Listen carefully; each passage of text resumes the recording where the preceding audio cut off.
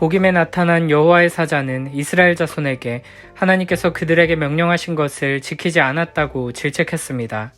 이에 이스라엘 백성들은 소리 높여 울며 하나님께 제사를 드렸습니다. 그리고 여호수아가 죽고 여호와 하나님을 알지 못하고 그의 행하신 일도 알지 못하는 다른 세대가 나타났음을 보여주었습니다. 이제 오늘 본문에서는 앞으로 사사기를 통해 계속해서 반복될 우상숭배, 심판, 구원, 타락의 패턴이 소개됩니다. 먼저 11절부터 13절에서는 이렇게 말씀하십니다. 이스라엘 자손이 여호와의 목전에 악을 행하여 바알들을 섬기며 애굽 땅에서 그들을 인도하여 내신 그들의 조상들의 하나님 여호와를 버리고 다른 신들 곧 그들의 주위에 있는 백성의 신들을 따라 그들에게 절하여 여호와를 진노하시게 하였으되 곧 그들이 여호와를 버리고 바알과 아스다롯을 섬겼으므로 아멘. 이스라엘 자손은 여호와의 목전에 여호와 하나님의 눈앞에서 악을 행했습니다. 그들은 애굽 땅에서 자신들을 구원하신 여호와 하나님을 버리고 가나안 족속들을 따라 바알과 아스다롯과 같은 신들을 섬겼습니다. 보통 고대 사회에서는 전쟁에서 패배한 이들이 승리한 이들이 섬기는 신 앞에 함께 엎드리게 됩니다.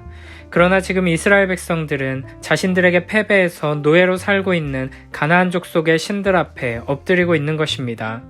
이는 지금까지의 이스라엘의 승리가 아무런 의미가 없어져 버렸고 사실상 패배한 것과 똑같아졌음을 보여주고 있는 것입니다. 온전한 믿음이 아닌 반쪽짜리 믿음, 온전한 순종이 아닌 반쪽짜리 순종은 결국 이런 결과를 가져옵니다. 가나안 사람들이 섬기던 바알과 아스다롯은 풍요와 다산의 신입니다. 가나안 땅에서 농사를 잘 지을 수 있도록 하늘에서 비를 내려주고 풍성한 소출을 주는 신으로 숭배되었습니다.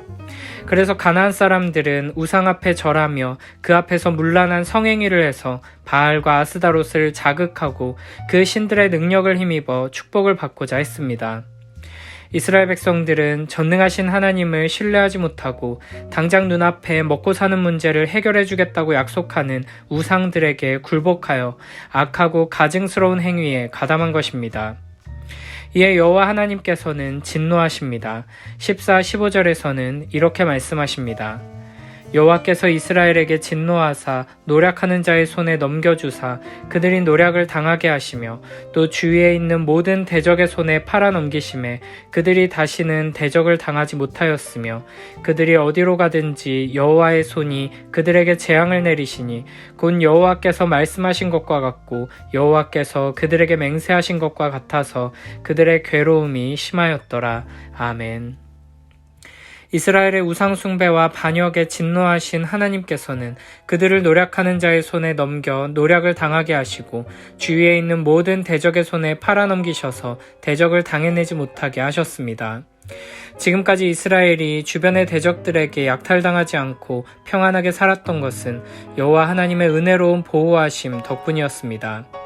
그러나 이스라엘이 우상숭배함으로 인해 여호와 하나님께서 진노하시며 그 은혜의 손길을 거두시자 이스라엘은 대적들을 더 이상 당해내지 못하게 되었고 모든 것을 빼앗기며 고통당하게 된 것입니다.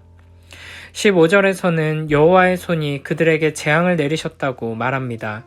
이 표현만 보면 마치 하나님께서 화가 잔뜩 나서 복수하시는 것처럼 보이지만 사실 재앙으로 번역된 단어는 앞서 11절에서 이스라엘 자손이 여호와의 목전에 악을 행했다라고 할 때 악과 똑같은 단어입니다. 이스라엘이 자신들이 행한 악을 그대로 당하고 있다는 것입니다. 이스라엘 백성들이 당하게 된 재앙은 스스로 선택한 것입니다. 이런 결과가 여호와께서 말씀하신 것과 같고 여호와께서 그들에게 맹세하신 것과 같다고 말합니다.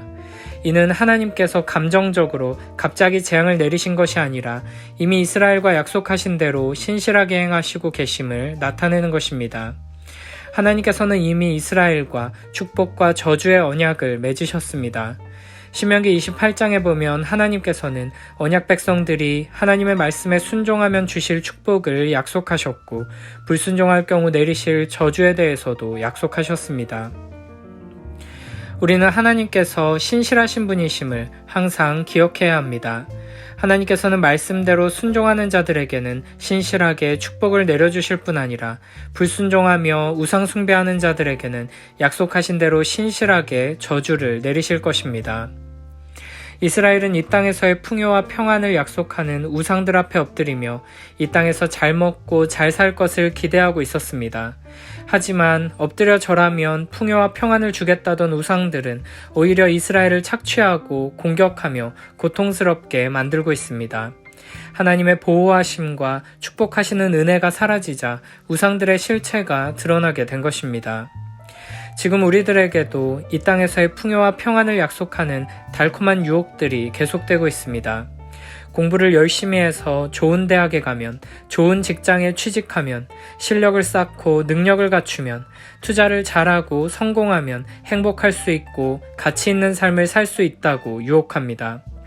그러나 이 세상의 온갖 우상들은 이런 달콤한 말로 우리를 유혹해 우리의 영혼을 갉아먹고 우리의 모든 것을 빼앗으려 한다는 것을 잊지 말아야 합니다.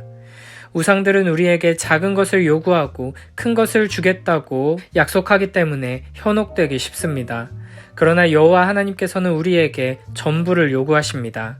그래서 하나님의 말씀대로 순종하며 따르기가 부담스럽고 어려워 보일 때가 많습니다.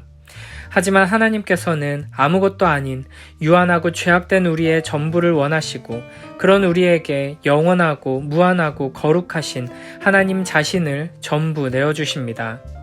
우상에게 투자하는 사람은 결국 모든 것을 잃고 멸망하게 될 것이지만 하나님께 모든 것을 드리는 자는 나의 연약함과 죄악과 실패까지도 주님께 드릴 수 있게 되고 영원하고 무한하고 거룩한 하나님의 모든 것, 하나님 자체를 소유할 수 있게 될 것입니다.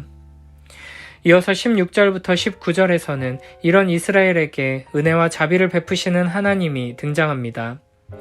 여호와께서 사사들을 세우사 노략자의 손에서 그들을 구원하게 하셨으나 그들이 그 사사들에게도 순종하지 아니하고 오히려 다른 신들을 따라가 음행하며 그들에게 절하고 여호와의 명령을 순종하던 그들의 조상들이 행하던 길에서 속히 치우쳐 떠나서 그와 같이 행하지 아니하였더라.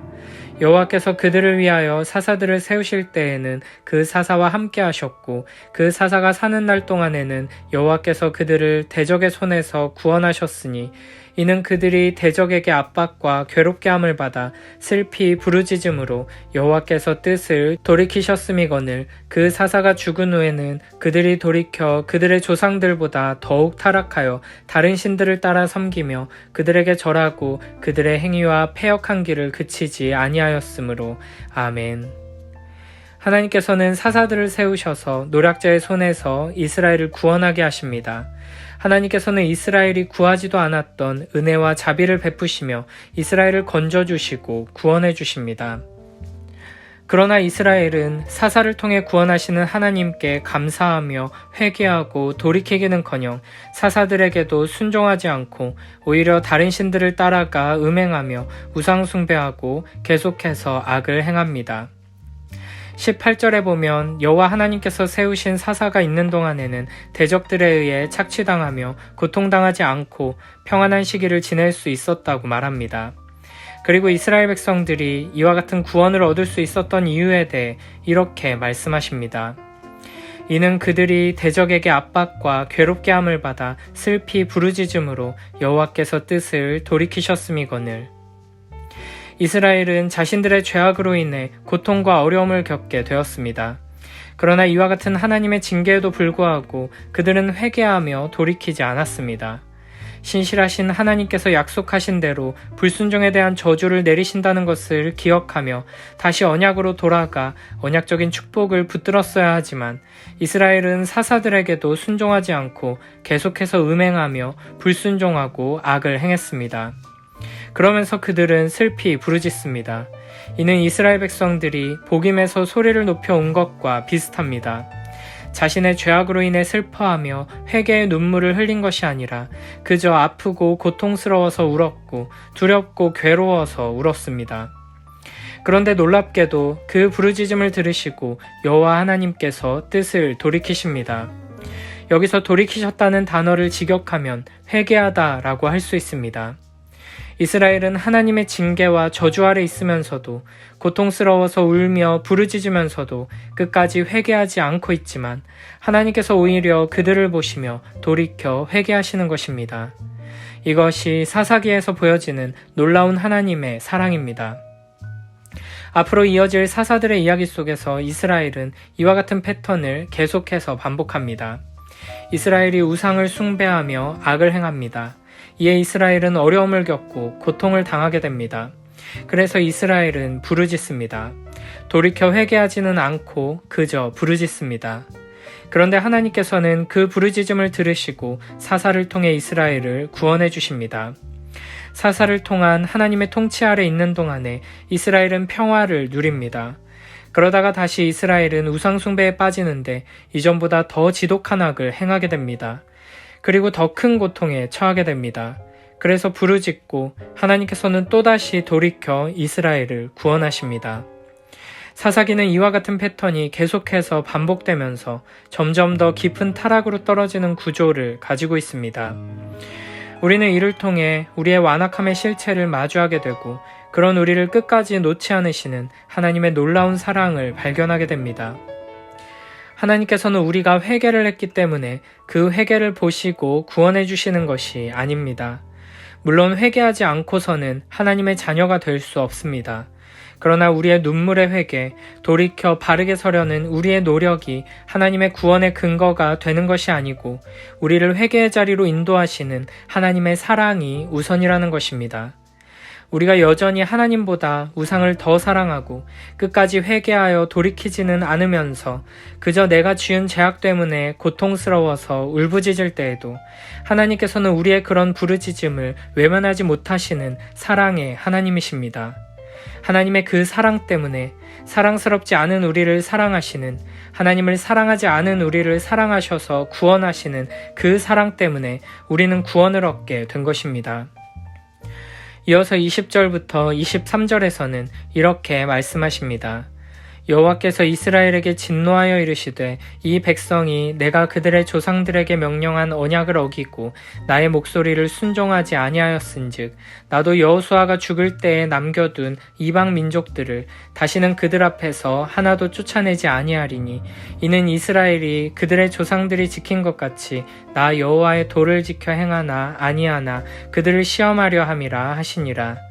여호와께서 그 이방 민족들을 머물러 두사 그들을 속히 쫓아내지 아니하셨으며 여호수아의 손에 넘겨주지 아니하셨더라. 아멘. 하나님께서는 이스라엘이 가나안 족속을 멸절시키고 쫓아내지 않고 그들과 함께 우상을 섬기며 사는 모습을 보시고는 나도 이방 민족들을 쫓아내지 않고 남겨두겠다 선언하십니다. 이를 통해 이스라엘이 하나님의 말씀을 지켜 행하나 아니하나 시험하겠다고 말씀하십니다. 하나님께서는 이스라엘 백성을 약속의 땅에 보내셔서 그곳에 가득한 죄악을 몰아내시고 가나안 족속을 향해 공의로운 심판을 내리시고자 하셨습니다. 그러나 이스라엘 백성들은 하나님을 온전히 신뢰하지 못했고 온전히 순종하지 않았습니다. 그래서 결과적으로 가나안 족속들은 여전히 남아있고 오히려 이스라엘 백성들이 그들의 우상의 영향을 받아 하나님을 떠나게 되었습니다. 겉으로 보면 하나님의 계획이 실패한 것처럼 보입니다. 하지만 이스라엘의 실패가 곧 하나님의 실패가 되는 것은 아닙니다. 하나님께서는 이스라엘의 실패를 사용하셔서 계속해서 하나님의 뜻을 이루어 가십니다. 우리의 실패가 하나님의 실패가 아니며 우리의 실패까지도 사용하셔서 하나님께서는 끝까지 하나님의 뜻을 이루어내신다는 것을 기억하며 하나님을 더욱 신뢰하고 의지하는 복된 우리 모두가 되길 축복합니다. 하나님께서는 하나님을 사랑하기는커녕 우상을 섬기며 하나님을 배반하고 하나님의 말씀을 순종하지 않던 우리를 결국에는 예수 그리스도를 통해 구원하시고 회개하는 자리에 서게 하시고 하나님을 사랑하며 그 말씀을 붙들게 하셨습니다. 전능하시고 신실하신 우리 아버지 하나님께서 지금도 우리의 모든 성공과 실패를 다 사용하셔서 우리를 영광스럽고 거룩한 하나님의 자녀로 완성해 가신다는 것을 굳게 믿고 매일매일 하나님의 말씀을 붙들고 의지하며 살아가는 복된 우리 모두가 되길 축복합니다.